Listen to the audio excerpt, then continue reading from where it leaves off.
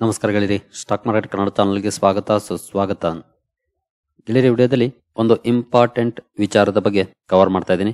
ಖಂಡಿತ ಪ್ರತಿ ಇನ್ವೆಸ್ಟರ್ಗೂ ಕೂಡ ಕರೆಂಟ್ ಸನ್ನಿವೇಶದಲ್ಲಿ ತುಂಬಾನೇ ಇಂಪಾರ್ಟೆಂಟ್ ಆಗಿರುವಂತಹ ಮಾಹಿತಿ ಅಂತ ಹೇಳ್ಬೋದು. ಹಾಗಾಗಿ ವಿಡಿಯೋನ ಕೊನೆವರೆಗೂ ನೋಡಿ, ಪೂರ್ತಿ ವಿಚಾರ ತಿಳ್ಕೊಳ್ಳಿ. ಖಂಡಿತ ನಿಮಗೆ ಸಾಕಷ್ಟು ಹೆಲ್ಪ್ಫುಲ್ ಆಗಿರ್ಬೋದು ಈ ವಿಡಿಯೋದ ಕಂಟೆಂಟ್. ಹಾಗೆ ನಾನಿಲ್ಲಿ ಯಾವುದೇ ಸ್ಟಾಕ್ ಗಳನ್ನ ಕವರ್ ಮಾಡ್ತಾ ಇಲ್ಲ, ಬಟ್ ಈಗ ಬೈ ಮಾಡಬಹುದಾ ಅಥವಾ ಮಾಡಬಾರ್ದಾ, ವೆಯ್ಟ್ ಮಾಡೋದು ಒಳ್ಳೇದಾ, ಇದ್ರ ಬಗ್ಗೆ ಒಂದಷ್ಟು ವಿಚಾರಗಳನ್ನ ನಿಮ್ಮ ಮುಂದೆ ತರ್ತಾ ಇದ್ದೀನಿ. ಹಾಗಾಗಿ ತುಂಬಾನೇ ಇಂಪಾರ್ಟೆಂಟ್ ಮ್ಯಾಟರ್ ಅಂತ ಹೇಳ್ಬೋದು. ಎಸ್ಪೆಷಲಿ ಈ ರೀತಿಯ ಸನ್ನಿವೇಶದಲ್ಲಿ ಮಿಸ್ ಮಾಡದೆ ಕೊನೆವರೆಗೂ ನೋಡಿ.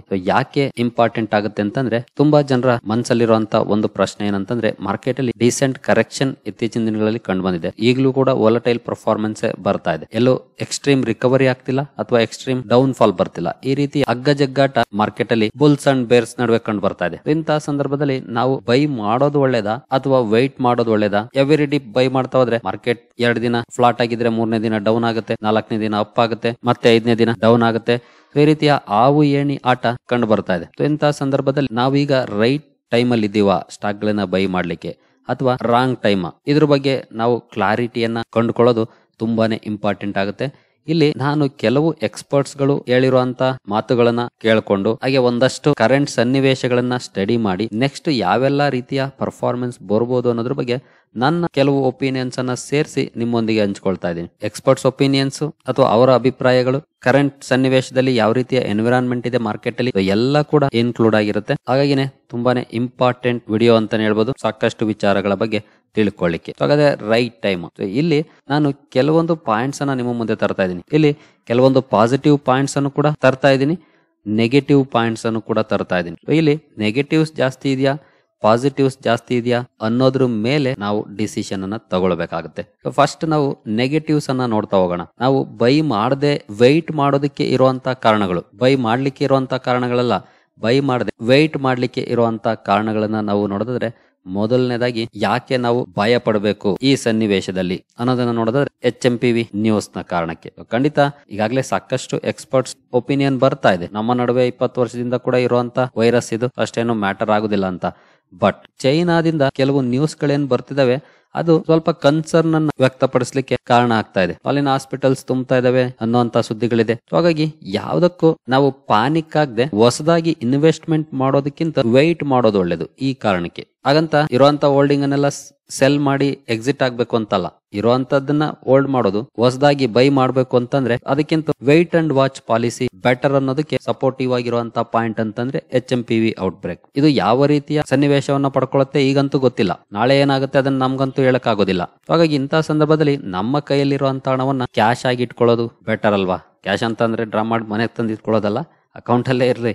ಇನ್ಸ್ಟೆಡ್ ಆಫ್ ಇನ್ವೆಸ್ಟ್ಮೆಂಟ್ ನಾವು ಹಾಗೆ ಇಟ್ಕೊಳ್ಳೋದಕ್ಕೆ ಈ ಪಾಯಿಂಟ್ ಸಪೋರ್ಟ್ ಮಾಡ್ತಾ ಇದೆ ಅಂತಾನೆ ಹೇಳ್ಬೋದು. ಹಾಗೆ ನಾವು ನೆಕ್ಸ್ಟ್ ಕಾರಣಕ್ಕೆ ಬರೋಣ. HMPV ಯಾವ ರೀತಿ ಅಪ್ಡೇಟ್ ಗಳನ್ನ ತರುತ್ತೆ ಅನ್ನೋದನ್ನ ನೋಡ್ಕೊಂಡು ನಾವು ಡಿಸೈಡ್ ಮಾಡೋದು ಬೆಟರ್ ಆಗುತ್ತೆ. ಹಾಗಾಗಿ ಸ್ವಲ್ಪ wait and watch policy better ಆಗುತ್ತೆ. ಯಾಕಂದ್ರೆ ಬಹುಶಃ ನೆಕ್ಸ್ಟ್ 1 ವೀಕ್ ಆರ್ 2 ವೀಕ್ಸ್ ಅಲ್ಲಿ ಇದ್ರ ಬಗ್ಗೆ ನಮಗೆ ಇನ್ನೂ ಕ್ಲಾರಿಟಿ ಸಿಗಬಹುದು. ಆಗ ನಾವು ನಿರ್ಧಾರ ತಗೊಳ್ಳೋಕ್ಕೂ ಕೂಡ ಈಸಿ ಆಗುತ್ತೆ. ಹಾಗಾಗಿ ನೆಕ್ಸ್ಟ್ 2ನೇ ಪಾಯಿಂಟ್ಗೆ ನಾವು ಬರೋದ್ರೆ FIS ಔಟ್ಫ್ಲೋ. ನಿಮ್ಗೆ ಗೊತ್ತಿದೆ, FIS ಕಂಟಿನ್ಯೂಸ್ ಆಗಿ ತೆಗಿತಾನೆ ಹೋಗ್ತಿದ್ದಾರೆ ಇಂಡಿಯನ್ ಇಕ್ವಿಟೀಸ್ ಇಂದ.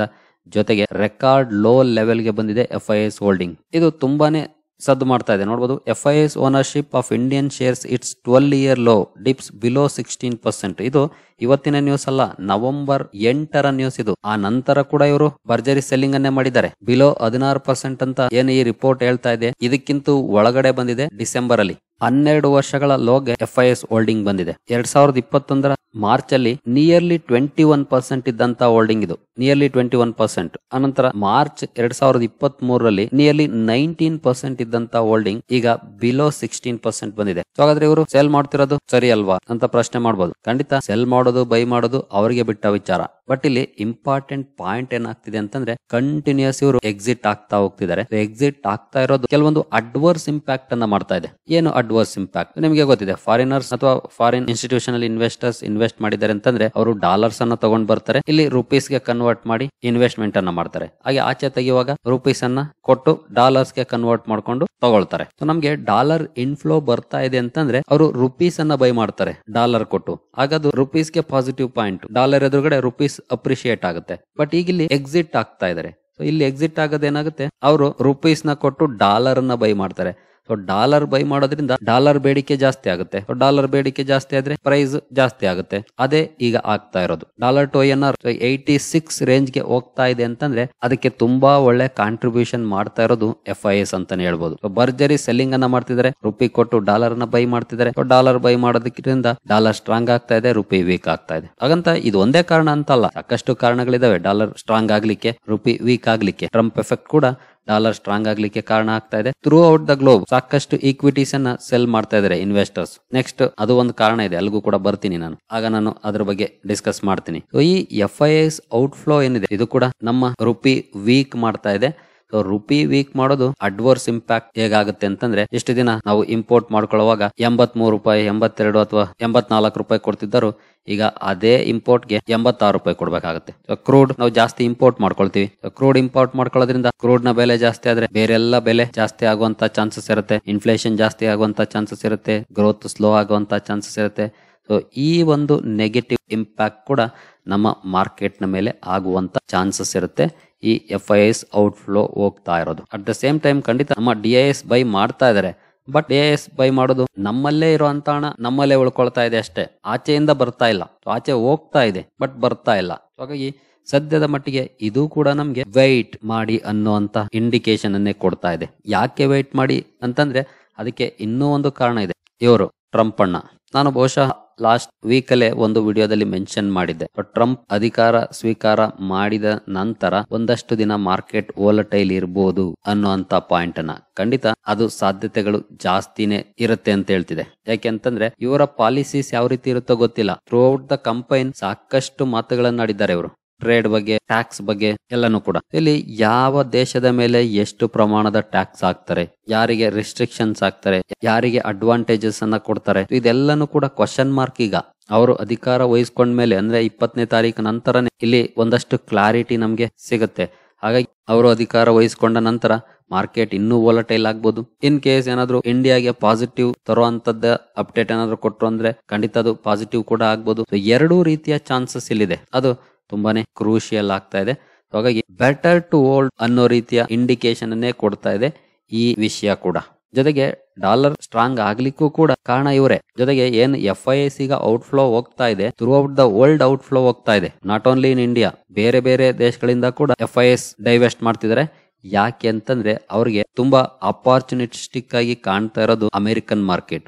ಯಾಕೆ ಅಮೆರಿಕನ್ ಮಾರ್ಕೆಟ್ ಅಪಾರ್ಚುನಿಸ್ಟಿಕ್ ಆಗಿ ಕಾಣ್ತಾ ಇದೆ ಅಂತಂದ್ರೆ, ಟ್ರಂಪ್ ಅವರು ಅಧಿಕಾರಕ್ಕೆ ಬಂದ್ರೆ ಕಾರ್ಪೊರೇಟ್ ಟ್ಯಾಕ್ಸ್ ಅನ್ನ ಕಡಿಮೆ ಮಾಡ್ತೀನಿ ಅಂತ ಹೇಳಿದ್ರು, 15% ತರ್ತೀನಿ ಅಂತ ಹೇಳಿದ್ರು. ಅರೌಂಡ್ ಈಗ 21% ಏನೋ ಇದೆ ಕಾರ್ಪೊರೇಟ್ ಟ್ಯಾಕ್ಸ್ ಅಮೆರಿಕದಲ್ಲಿ. ಅದನ್ನ 15% ಗೆ ತರ್ತೀನಿ ಅಂತ ಹೇಳಿದ್ರು. ಅದು ಅಮೆರಿಕನ್ ಈಕ್ವಿಟೀಸ್ ನಲ್ಲಿ ಒಳ್ಳೆ ಗ್ರೋತ್ ಗೆ ಅವಕಾಶವನ್ನ ಸೃಷ್ಟಿಸ್ತಾ ಇದೆ. ಆ ಒಂದು ಕಾರಣಕ್ಕೆ ಇವತ್ತು ಕೂಡ ನಮ್ಮ ಮಾರ್ಕೆಟ್ ಇಂದ ಹಾಗೆ ಬೇರೆ ಮಾರ್ಕೆಟ್ ಗಳಿಂದ FIS ಎಕ್ಸಿಟ್ ಆಗ್ತಾ ಇರೋದು. ನಾಟ್ ಓನ್ಲಿ ವ್ಯಾಲ್ಯೂಯೇಷನ್ಸ್, ತುಂಬಾ ಜನ ಅಂದ್ಕೊಂಡಿರ್ಬೋದು ವ್ಯಾಲ್ಯೂಯೇಷನ್ಸ್ ಅಂತ, ಬಟ್ ವ್ಯಾಲ್ಯೂಯೇಷನ್ಸ್ ನ ಜೊತೆಗೆ ಅಮೆರಿಕನ್ ಸ್ಟಾಕ್ಸ್ ಅಲ್ಲಿ ಕಂಡು ಬರ್ತಿರುವಂತ ಅಪಾರ್ಚುನಿಟಿ ಈ ಫಾರಿನ್ ಇನ್ಸ್ಟಿಟ್ಯೂಷನ್ಸ್ ಅನ್ನ ಆಚೆ ಕರ್ಕೊಂಡು ಹೋಗ್ತಾ ಇದೆ ಅಂತ ಹೇಳ್ಬೋದು. ಹಾಗಂತ ಅವರೇನು 100% ಎಕ್ಸಿಟ್ ಆಗೋದಿಲ್ಲ. ನಾವು ಈಗ ತಾನೇ ನೋಡಿದ್ವಲ್ಲ, 21% ಇದ್ದದ್ದು 16% ಅಥವಾ ಅದರೊಳಗಡೆ ಬಂದಿದೆ, ಇದ್ದೇ ಇರ್ತಾರೆ. ಬಟ್ ಇಲ್ಲಿಗಿಂತೂ ಅಲ್ಲಿ ಈಗ ಅವ್ರಿಗೆ ಅಪಾರ್ಚುನಿಟಿ ಜಾಸ್ತಿ ಕಾಣ್ತಾ ಇದೆ. ಟ್ರಂಪ್ ಹೇಳಿದಂತ ಮಾತುಗಳನ್ನ ಜಾರಿಗೆ ತಂದ್ರೆ ಆಬ್ವಿಯಸ್ಲಿ ಅಲ್ಲಿ ಒಳ್ಳೆ ಲಾಭ ಆಗುವಂತ ಚಾನ್ಸಸ್ ಇರುತ್ತೆ. ಅಲ್ಲೊಂದಷ್ಟು ದಿನ ಇನ್ವೆಸ್ಟ್ ಮಾಡ್ತಾರೆ, ಅಲ್ಲಿ ವ್ಯಾಲ್ಯೂಯೇಷನ್ಸ್ ಜಾಸ್ತಿ ಆದಾಗ ತೆಗಿತಾರೆ, ಮತ್ತೆ ಇಲ್ಲಿ ವ್ಯಾಲ್ಯೂಯೇಷನ್ಸ್ ಕಡಿಮೆ ಆಗಿದ್ರೆ ಇಲ್ಲಿಗೆ ಹಾಕ್ತಾರೆ. ಇದನ್ನ ಮಾಡ್ತಾ ಇರ್ತಾರೆ FIS. ಖಂಡಿತ ನಮ್ಮ ಮಾರ್ಕೆಟ್ ನಲ್ಲಿ ವ್ಯಾಲ್ಯೂಯೇಷನ್ಸ್ ಜಾಸ್ತಿ ಇತ್ತು, ಈಗ ಫೇರ್ ವ್ಯಾಲ್ಯೂಯೇಷನ್ಸ್ ಬಂದಿದೆ. ಇನ್ ಕೇಸ್ ಇನ್ನೊಂದಷ್ಟು ಏನಾದ್ರು ಡೌನ್ ಪರ್ಫಾರ್ಮೆನ್ಸ್ ಬಂದ್ರೆ ತುಂಬಾನೇ ಒಳ್ಳೆ ವ್ಯಾಲ್ಯೂಯೇಷನ್ಸ್ ಗೆ ಹಲವು ಸ್ಟಾಕ್ ಗಳು ಬರ್ತವೆ. ಹಾಗಾಗಿ ನಮ್ಮ ಕೆಲಸ ಏನು ಅಂತಂದ್ರೆ ಸ್ವಲ್ಪ ವೆಯ್ಟ್ ಮಾಡೋದೇ ಬೆಟರ್ ಅನ್ನುವಂತ ಇಂಡಿಕೇಶನ್ ಅನ್ನ ಈಗ ಕೊಡ್ತಿದೆ. ಬಟ್ ಹಾಗಂತ ಇನ್ವೆಸ್ಟ್ ಮಾಡ್ಲೇಬಾರ್ದ, ಖಂಡಿತ ಅದಕ್ಕೂ ಕೂಡ ದಾರಿ ಇದೆ. ಅದನ್ನು ಕೂಡ ನಾನು ನಿಮ್ಗೆ ತಿಳಿಸ್ಕೊಡ್ತೀನಿ. Just weight few more minutes.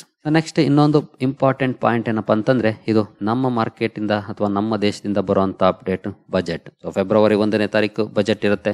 Budget ಅಲ್ಲಿ ಯಾವೆಲ್ಲ ಅನೌನ್ಸ್ಮೆಂಟ್ ಗಳು ಬರ್ತವೆ ಅದು ಕೂಡ ಮಾರ್ಕೆಟ್ ಅಲ್ಲಿ ಅಪ್ಸ್ ಅಂಡ್ ಡೌನ್ಸ್ ಗೆ ಕಾರಣ ಆಗುತ್ತೆ. ಯಾವ ಸೆಕ್ಟರ್ ಗೆ ಏನ್ ಸಿಕ್ತು ಅನ್ನೋದ್ರ ಮೇಲೆ ಆ ಸೆಕ್ಟರ್ ಅಲ್ಲಿ ರಿಯಾಕ್ಷನ್ ಬರುವಂತ ಚಾನ್ಸಸ್ ಇರುತ್ತೆ. ಇಲ್ಲೂ ಕೂಡ ವಾಲಟೈಲ್ ಪರ್ಫಾರ್ಮೆನ್ಸ್ ಇದ್ದೇ ಇರುತ್ತೆ. ಜೊತೆಗೆ ಪ್ರತಿ ವರ್ಷನೂ ಕೂಡ ನಾವು ಪ್ರೀ ಬಜೆಟ್ ರ್ಯಾಲಿಯನ್ನ ನೋಡ್ತಾ ಇದ್ವಿ. ಬಟ್ ಈ ಸಲ ಅಂತೂ ಪ್ರೀ ಬಜೆಟ್ ರ್ಯಾಲಿ ನೋಡಕ್ ಸಿಗುತ್ತೋ ಇಲ್ವೋ ಗೊತ್ತಿಲ್ಲ. ಸಾಂತಾ ಕ್ಲಾಸ್ ರ್ಯಾಲಿನೂ ಹೋಯ್ತು, ಪ್ರೀ ಬಜೆಟ್ ರ್ಯಾಲಿನೂ ಕೂಡ ನಮಗೆ ನೋಡ್ಲಿಕ್ಕೆ ಸಿಗುವಂತದ್ದು ಡೌಟ್ ಅಂತಾನೆ ಅನಿಸ್ತಿದೆ ಸದ್ಯದ ಪರಿಸ್ಥಿತಿಯನ್ನ ನೋಡಿದ್ರೆ. ಬಟ್ ನೋಡೋಣ, ಇನ್ನು ಟೈಮ್ ಇದೆ ಅದಕ್ಕೆ.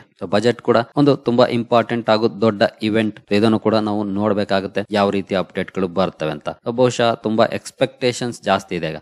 ಎಕ್ಸ್ಪೆಕ್ಟೇಷನ್ಸ್ ಜಾಸ್ತಿ ಇದ್ದಾಗ ಆ ಎಕ್ಸ್ಪೆಕ್ಟೇಷನ್ಗೆ ತಕ್ಕಂತೆ ಅಪ್ಡೇಟ್ಗಳು ಬರಲಿಲ್ಲ ಅಂತಂದ್ರೆ ಇಮಿಡಿಯೇಟ್ಲಿ ಸ್ಟಾಕ್ಗಳು ಅಥವಾ ಮಾರ್ಕೆಟ್ ಬಿಗ್ ನೆಗೆಟಿವ್ ಪರ್ಫಾರ್ಮೆನ್ಸ್ ಅನ್ನ ಕೊಡಬಹುದು. ಆ ಚಾನ್ಸಸ್ ಕೂಡ ಜಾಸ್ತಿ ಇದೆ. ಈಗಾಗಲೇ ಒಬ್ರು 15 ಲಕ್ಷವರೆಗೂ ಟ್ಯಾಕ್ಸ್ ಹಾಕ್ಬೇಡಿ ಅಂದ್ರೆ ಇನ್ನೊಬ್ರು 20 ಅಂತಾರೆ, ಇನ್ನೊಬ್ರು 12 ಅಂತಾರೆ. ಈ ರೀತಿ ಸಾಕಷ್ಟು ಮಾತುಕತೆಗಳು ಕೇಳಿ ಬರ್ತಾ ಇದೆ. ಇಂತಹ ಸಂದರ್ಭದಲ್ಲಿ ಯಾವ ರೀತಿ ನಿರ್ಧಾರಗಳು ಬರುತ್ತೋ ಗೊತ್ತಿಲ್ಲ, ಅದು ಕೂಡ ನಮ್ಗೆ ಮ್ಯಾಟರ್ ಆಗುತ್ತೆ. ಅದು ಕೂಡ ನೋಡಿದ್ರೆ ವೆಯ್ಟ್ ಮಾಡೋದೇ ಬೆಟರ್ ಅನ್ನುವಂತ ಇಂಡಿಕೇಶನ್ ಅನ್ನ ಕೊಡ್ತಿದೆ. ಇನ್ನು ಅಡ್ವಾಂಟೇಜಸ್ ಏನು, ನಾವೇನಕ್ಕೆ ಗ್ರೀಡಿ ಆಗ್ಬೇಕು, ನಾವ್ ಯಾಕೆ ಈಗ ಬೈ ಮಾಡಬೇಕು ಅನ್ನೋ ವಿಚಾರಕ್ಕೆ ನಾವು ಬರೋದಾದ್ರೆ ಅದು ಎಸ್ಪೆಷಲಿ ಕಂಪನಿಗಳ ರಿಸಲ್ಟ್ಸ್. ಇನ್ ಕೇಸ್ ಕಂಪನಿಗಳ ರಿಸಲ್ಟ್ಸ್ ಎಕ್ಸೆಪ್ಷನಲ್ ಪರ್ಫಾರ್ಮೆನ್ಸ್ ಬಂತು ಅಂದ್ರೆ ಖಂಡಿತ ಅದು ಬಿಗ್ ಅಪಾರ್ಚುನಿಟಿ ಅಂತಾನೆ ನಾವು ಭಾವಿಸಬಹುದು. ಅದನ್ನ ನಾವು ಆಸ್ ಎ ಬೈ ಅಂತಾನೆ ಕನ್ಸಿಡರ್ ಮಾಡಬಹುದು ಅಂತಹ ಕಂಪನೀಸ್ ಅನ್ನ. ಯಾಕಂದ್ರೆ ಇವತ್ತಿಂದ ಅಫಿಷಿಯಲ್ ಆಗಿ ಶುರುವಾಗಿದೆ ರಿಸಲ್ಟ್ಸ್. GM ಬ್ರೇವರೀಸ್ ಇವತ್ತು Q3 ರಿಸಲ್ಟ್ಸ್ ಅನ್ನ ಅನೌನ್ಸ್ ಮಾಡಿದೆ. ನಾಡಿದ್ದು ಮೇಜರ್ ಕಂಪನಿ TCS ಹಾಗೂ ಟಾಟಾ LXC ರಿಸಲ್ಟ್ ಬರೋದಿದೆ. ಸೊ ಕಿಕ್ ಆಫ್ ಆಗಿದೆ ಈಗಾಗಲೇ ರಿಸಲ್ಟ್ ಸೀಸನ್. ಸೊ ರಿಸಲ್ಟ್ಸ್ ಅನ್ನ ನೋಡಿ ಎಲ್ಲಿ ಸ್ಟ್ರಾಂಗ್ ಪರ್ಫಾರ್ಮೆನ್ಸ್ ಬರುತ್ತೋ ಅಂತ ಕಂಪನಿಗಳನ್ನ ಬೈ ಮಾಡಿ. ಇನ್ ಕೇಸ್ ಅಲ್ಲಿ ಏನಾದ್ರೂ ಸ್ವಲ್ಪ ನೆಗೆಟಿವ್ ಪರ್ಫಾರ್ಮೆನ್ಸ್ ಬಂದ್ರೂ ಕೂಡ ಪರವಾಗಿಲ್ಲ, ಸ್ಟ್ರಾಂಗ್ ಬೌನ್ಸ್ ಬ್ಯಾಕ್ ಮಾಡ್ತವೆ ಆ ಕಂಪನೀಸ್. ಅಲ್ಲಿವರೆಗೂ ವೆಯ್ಟ್ ಮಾಡಬೇಕಾಗುತ್ತೆ. ನಂತರ ಎಲ್ಲಿ ವ್ಯಾಲ್ಯೂಯೇಷನ್ಸ್ ತುಂಬಾ ಡೌನ್ ಇದೆ ಸದ್ಯದ ಮಟ್ಟಿಗೆ, ಯಾವ ಸ್ಟಾಕ್ ಗಳು ಅಂಡರ್ ವ್ಯಾಲ್ಯೂಡ್ ಆಗಿದ್ದವೋ ಅಂತ ಕಡೆ ಏನಾದ್ರೂ ಒಳ್ಳೆ ಪರ್ಫಾರ್ಮೆನ್ಸ್ ಬಂದ್ರೆ ಖಂಡಿತ ಅಂತ ಸ್ಟಾಕ್ ಗಳನ್ನು ಕೂಡ ನಾವು ಬೈ ಮಾಡಬಹುದಾಗಿರುತ್ತೆ ವೆಯ್ಟ್ ಮಾಡೋದಕ್ಕಿಂತ. ಸೊ ನಾವು ಈ ಪಾಯಿಂಟ್ಸ್ ಗಳನ್ನ ಖಂಡಿತ ಫಾಲೋ ಮಾಡಬೇಕು. ಎಲ್ಲಿ ಫಂಡಮೆಂಟಲಿ ಸ್ಟ್ರಾಂಗ್ ಇದೆಯೋ, ಎಲ್ಲಿ ವ್ಯಾಲ್ಯೂಯೇಷನ್ಸ್ ಕಡಿಮೆ ಇದೆಯೋ, ಎಲ್ಲಿ ಕಂಪನಿಗಳ ರಿಸಲ್ಟ್ ಸ್ಟ್ರಾಂಗ್ ಆಗಿ ಬರುತ್ತೋ, ಈ ಪಾಯಿಂಟ್ಸ್ ಅನ್ನ ನೋಡಿ ಈ ಮೂರು ಮ್ಯಾಚ್ ಆಗ್ತಿದೆ ಅಂತಂದ್ರೆ ಅಂತಹ ಸ್ಟಾಕ್ ಗಳನ್ನ ಕಣ್ಮುಚ್ಕೊಂಡು ಬೈ ಮಾಡಬಹುದು. ಸೊ ಆ ರೀತಿಯ ನಿರ್ಧಾರಗಳನ್ನ ಈ ಸಂದರ್ಭದಲ್ಲಿ ತಗೊಳ್ಳೋದು ಬೆಟರ್ ರಿಟರ್ನ್ಸ್ ಅನ್ನ ಕೊಡುತ್ತೆ ನಮ್ಗೆ ಅಂತಾನೆ ಹೇಳ್ಬೋದು. ನಾವು ಜಸ್ಟ್ ರ್ಯಾಂಡಮ್ ಆಗಿ ಸ್ಟಾಕ್ ಗಳನ್ನ ಏನು ನೋಡದೆ ರ್ಯಾಲಿ ಬರ್ತಾ ಇದೆ ಅಂತಾನೋ ಅಥವಾ ಈ ಸ್ಟಾಕ್ ಅನ್ನ ನಾನು ಇನ್ವೆಸ್ಟ್ ಮಾಡ್ಬೇಕು ಅಂತಾನೋ ರ್ಯಾಂಡಮ್ ಆಗಿ ಬೈ ಮಾಡಿದ್ವಿ ಅಂತಂದ್ರೆ ಮುಂದೆ ಇರುವಂತ ಇವೆಂಟ್ ಗಳೇನಿದಾವೆ ಅವುಗಳು ನೆಗೆಟಿವ್ ಆಗಿ ಇಂಪ್ಯಾಕ್ಟ್ ಮಾಡ್ತಾವೋ ಪಾಸಿಟಿವ್ ಆಗಿ ಇಂಪ್ಯಾಕ್ಟ್ ಮಾಡ್ತಾವೋ ಅನ್ನೋ ಕ್ಲಾರಿಟಿ ನಮ್ಗಿಲ್ಲ. ಹಾಗಾಗಿ ಇನ್ ಕೇಸ್ ನೆಗೆಟಿವ್ ಇಂಪ್ಯಾಕ್ಟ್ ಏನಾದ್ರು ಮಾಡಿದ್ರೆ ಅಂತಹ ಸ್ಟಾಕ್ ಗಳಲ್ಲಿ ಕರೆಕ್ಷನ್ ಕೂಡ ದೊಡ್ಡ ಮಟ್ಟದಲ್ಲಿ ಬರಬಹುದು. ಆ ಸಂದರ್ಭದಲ್ಲಿ ಹೋಲ್ಡ್ ಮಾಡ್ಲಿಕ್ಕೂ ಕೂಡ ಕಷ್ಟ ಆಗ್ಬೋದೇನೋ. ಆ ರೀತಿಯ ಸನ್ನಿವೇಶಗಳು ಕೂಡ ಕ್ರಿಯೇಟ್ ಆಗುತ್ತೆ. ಹಾಗಾಗಿ ಇಲ್ಲಿ ಪಾಸಿಟಿವ್ಸ್ ಗಿಂತ ನೆಗೆಟಿವ್ಸ್ ಸದ್ಯದ ಮಟ್ಟಿಗೆ ಜಾಸ್ತಿ ಇದೆ. ನೀವು ಬೈ ಮಾಡ್ಲೇಬೇಕು ಅಂದ್ರೆ ಎಲ್ಲಿ ಪೂರ್ತಿ ಅಂಡರ್ ವ್ಯಾಲ್ಯೂಡ್ ಆಗಿರೋ ಅಂತ ಕಂಪನೀಸ್ ಇದಾವೋ, ಎಲ್ಲಿ ರಿಸಲ್ಟ್ಸ್ ಚೆನ್ನಾಗಿ ಬರುತ್ತೋ ಅಂತವನ್ನ ಈಗ ಬೈ ಮಾಡಬಹುದು. ಇಲ್ಲ ಅಂದ್ರೆ ಸ್ವಲ್ಪ ದಿನ ವೆಯ್ಟ್ ಮಾಡೋದು ಒಳ್ಳೇದನ್ಸುತ್ತೆ. ಸೊ ಕಾನ್ಸಂಟ್ರೇಷನ್ ಯಾವ ರೀತಿಯ ಅಪ್ಡೇಟ್ ಗಳು ಬರ್ತವೆ ಅದ್ರ ಮೇಲೆ ಇರ್ಲಿ ಹೆಚ್ಚಿನದಾಗಿ. ಜೊತೆಗೆ ಯಾವ ರೀತಿಯ ರಿಸಲ್ಟ್ಸ್ ಬರುತ್ತೆ, ಆಲ್ಮೋಸ್ಟ್ ಈ ತಿಂಗಳಲ್ಲಿ ದೊಡ್ಡ ದೊಡ್ಡ ಕಂಪನೀಸ್ ರಿಸಲ್ಟ್ ಇರುತ್ತೆ. ಅವುಗಳ ಪರ್ಫಾರ್ಮೆನ್ಸ್ ನ ಮೇಲೆ ಸಣ್ಣ ಕಂಪನಿಗಳ ಬಿಸ್ನೆಸ್ ಪರ್ಫಾರ್ಮೆನ್ಸ್ ಹೇಗಿರ್ಬೋದು ಅನ್ನೋಂತ ಎಕ್ಸ್ಪೆಕ್ಟೇಷನ್ ಕೂಡ ಗೊತ್ತಾಗ್ಬಿಡುತ್ತೆ. ಹಾಗಾಗಿ ಮೈಯೆಲ್ಲ ಕಣ್ಣಾಗಿರ್ಬೇಕು ಅಂತಾನೆ ಹೇಳ್ಬೋದು ಈ ರಿಸಲ್ಟ್ ಸೀಸನ್. ಯಾಕಂದ್ರೆ ಲಾಸ್ಟ್ ಸೀಸನ್ ಅಷ್ಟೇನು ಪಾಸಿಟಿವ್ ಇರ್ಲಿಲ್ಲ. ಹಾಗಾಗಿ ಈ ಸೀಸನ್ ತುಂಬಾನೇ ಕೇರ್ಫುಲ್ ಆಗಿದ್ರೆ ನಮ್ಗೆ ಡಿಸಿಷನ್ ತಗೊಳ್ಳಿಕ್ಕೆ ಕ್ಲಾರಿಟಿ ಸಿಗುತ್ತೆ. ಸಾಧ್ಯವಾದಷ್ಟು ಈಗ ಎವ್ರಿ ಡಿಪ್ ಬೈ ಮಾಡೋದಕ್ಕಿಂತ ಸ್ವಲ್ಪ wait and watch policy better ಏನೋ ಅಂತ ಅನಿಸ್ತಿದೆ ನನಗೆ. ಇದು ನನ್ನ ವೈಯಕ್ತಿಕ ಅಭಿಪ್ರಾಯ. ನಿಮ್ಮ ಅಭಿಪ್ರಾಯ ಬೇರೆ ಇರಬಹುದು. ಸೊ ನಿಮಗೆ ಏನ್ ಅನ್ಸುತ್ತೆ ಅದ್ರ ಮೇಲೆ ನೀವು ಡಿಸಿಷನ್ ಅನ್ನ ತಗೊಳ್ಬಹುದು. ಹಾಗೆ ನಾವು ಈ ವೆಯ್ಟ್ ಮಾಡುವಂತ ಸಂದರ್ಭದಲ್ಲಿ ಮಾರ್ಕೆಟ್ 5% ರಿಕವರ್ ಆಗ್ಬಹುದು. ಅಯ್ಯೋ ರಿಕವರ್ ಆಯ್ತಲ್ಲಪ್ಪ, ಅಥವಾ ನೀವು ಇನ್ವೆಸ್ಟ್ ಮಾಡದೇ ಇರೋ ಸ್ಟಾಕ್ ಮಾಡಬೇಕು ಅಂದ್ಕೊಂಡಿದ್ದಂತ ಸ್ಟಾಕ್ 10%, 15%, 20% ಅಪ್ ಆಗ್ಬಿಡ್ಬಹುದು. ಖಂಡಿತ ಆ ಡಿಸಪಾಯಿಂಟ್ಮೆಂಟ್ ಕೆಲವು ಸಲ ಇರುತ್ತೆ ಮಾರ್ಕೆಟ್ ಅಲ್ಲಿ. ಅದಕ್ಕಾಗಿ ನಾವು ಬೇಜಾರು ಮಾಡ್ಕೊಳ್ಳೋಂಥದ್ದೇನಿಲ್ಲ. ಯಾಕೆಂತಂದ್ರೆ ಹೇಗೆ ನಾವು ಅಪಾರ್ಚುನಿಟಿಗೆ ವೆಯ್ಟ್ ಮಾಡ್ತೀವೋ ಕೆಲವೊಂದ್ಸಲ ಅಪಾರ್ಚುನಿಟಿ ಮಿಸ್ ಆಗುತ್ತೆ ಸೇಫ್ಟಿ ಅಂತ ನೋಡಿದಾಗ. ಇದು ಮಾರ್ಕೆಟ್ ಅಲ್ಲಿ ಯಾವಾಗ್ಲೂ ಕಂಡು ಬರುವಂತದ್ದೇ, ಅದೇನು ಹೊಸದಲ್ಲ. ಒಂದನ್ನ ಪಡ್ಕೋಬೇಕು ಅಂತಂದ್ರೆ ಇನ್ನೊಂದನ್ನ ಕಳ್ಕೊಳ್ಬೇಕಾಗುತ್ತೆ. ಹಾಗಾಗಿ ಅದನ್ನು ಆಸ್ ಎ ಪಾಸಿಟಿವ್ ನೋಟ್ ಅಲ್ಲೇ ನಾವು ತಗೊಳ್ಬೇಕಾಗುತ್ತೆ. ಸರಿ ಗೆಳೆಯರೆ, ನಿಮ್ಗೆ ಈ ವಿಡಿಯೋದ ಮೂಲಕ ಒಂದಷ್ಟು ವಿಚಾರಗಳು ಗೊತ್ತಾಗಿದೆ ಅಂದ್ಕೊಳ್ತೀನಿ. ಈ ವಿಡಿಯೋ ನಿಮ್ಗೆ ಇಷ್ಟ ಆಗಿದೆ ಅಂದ್ಕೊಳ್ತೀನಿ. ಮುಂದಿನ ವಿಡಿಯೋದಲ್ಲಿ ಸಿಗೋಣ. ಅಲ್ಲಿವರೆಗೂ ಜೈ ಹಿಂದ್, ಜೈ ಕರ್ನಾಟಕ.